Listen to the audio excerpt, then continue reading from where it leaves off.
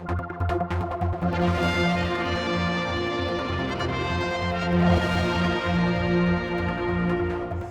I am just so stoked to have my showbiz friend with me here in the studio, Joanne Clague.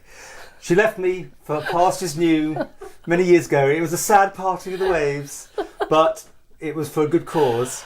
You're now a celebrity author. I mean, you're like... I feel awful now. I feel terrible. Like so I abandoned you. No, but seriously, you've always wanted to write a book.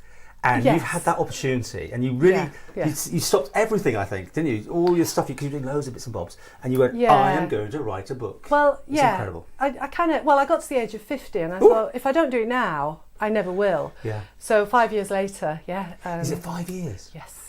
Now, this doesn't happen overnight. I mean, and you've been explaining to me the amount of rejections, rewrites, all these things, and people get involved. First of all, you had to write something. Was that...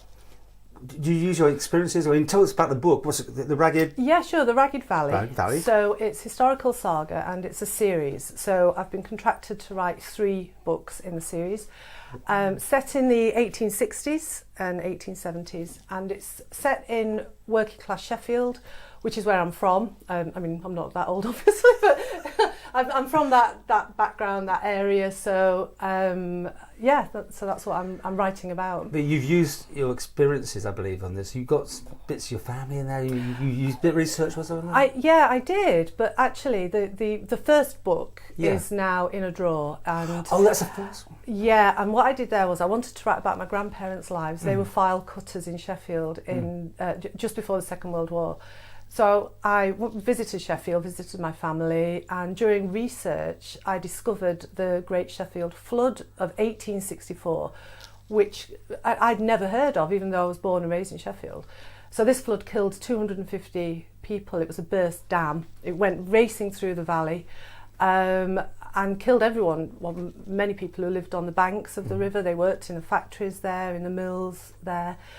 And it just really interested me. I started thinking about those people and their lives, and that's really where it began. You got the yeah. So the first book was out on Sub because I'd written that. So that was I'd sent that to some agents. And didn't get picked up, or no? Well, a couple said they'd like to read the whole thing, but then that came to nothing. So meanwhile, I'm writing the flood story. Oh my goodness! And that was the one. So. Right, that shows how long since we talked about it, because you were definitely talking about the other one.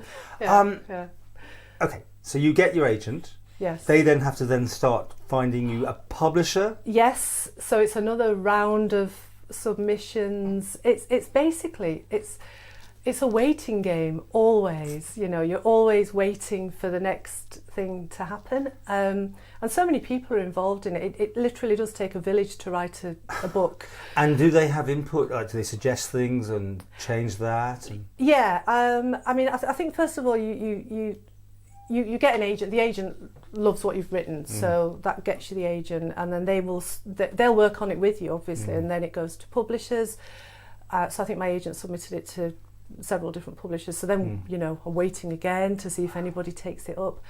And then somebody does, which is lovely, and then they'll work with you on it, and then publish it. So this is a lot. This doesn't happen overnight. And also, let's face it, a lot of people write books and they never go anywhere. So this is an absolute triumph to get the whole thing like this. It's actually a dream come true. It 3 really book is. deal, though. I mean, they like that so much that they want 2 more in the same period, or are you going to have to start again? I am moving forward in time, but it's that period in the Victorian era, and it's very much focused around working class lives and the struggles that people face, which, you know, and still are facing, actually.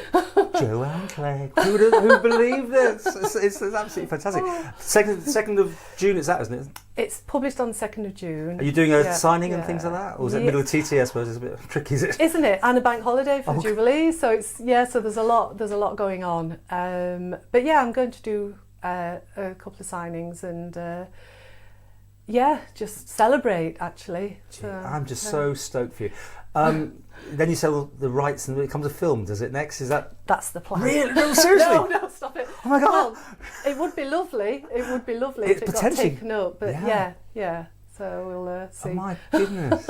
So this is where Joanne's been for the last 5 years or so, whatever it is. I don't know, more than that probably, isn't it? Yeah, well, more than that, really.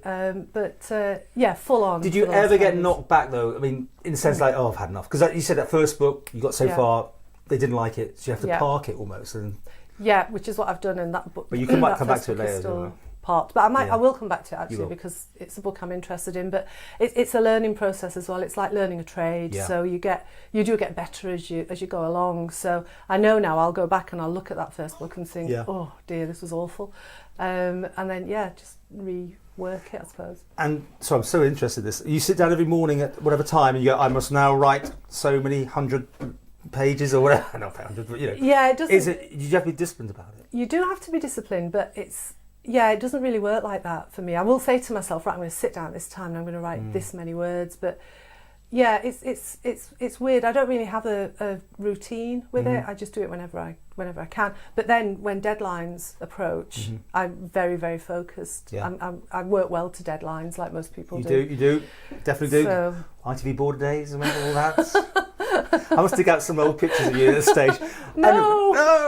Anyway, to finish with, how do people? I mean, it's on the usual things like Amazon, I'm guessing, but can you buy it in bookshops or something? Oh yeah, it's available everywhere. So I just say, buy it from your favourite bookshop. So price? I don't know actually. And I didn't get a free copy either. No.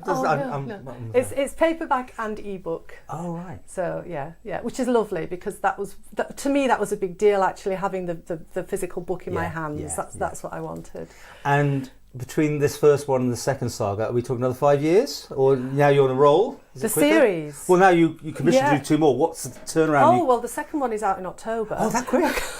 Wow. And you're prolific now, aren't you? Well, yeah, no, the pressure's on now, actually. And then the third one will be out next spring. So that's the one I'm writing. So I'm actually writing book 3 while promoting the debut. Yeah. Right. Yeah. So it's full on. Well, go and buy this book. Buy my book. Absolutely amazing. Because I know the pain that you've gone through. Only a part of it when we meet up for the odd coffee, but. It's been a long way, and you've got to be resilient on this thing, haven't you? You do have to be. Don't be put off, don't be put down. Yeah, that's right, actually, yeah. And I would say to anybody who wants to do this, just don't give up. Yeah, because I think that sometimes that happens with people and they just get so far and they give up. But yeah, it's perseverance, it really is. Okay, and finally, do you want to come back to work here? No, thanks. Much as I love you. No, thanks. Thank you, Joanne. Get that book.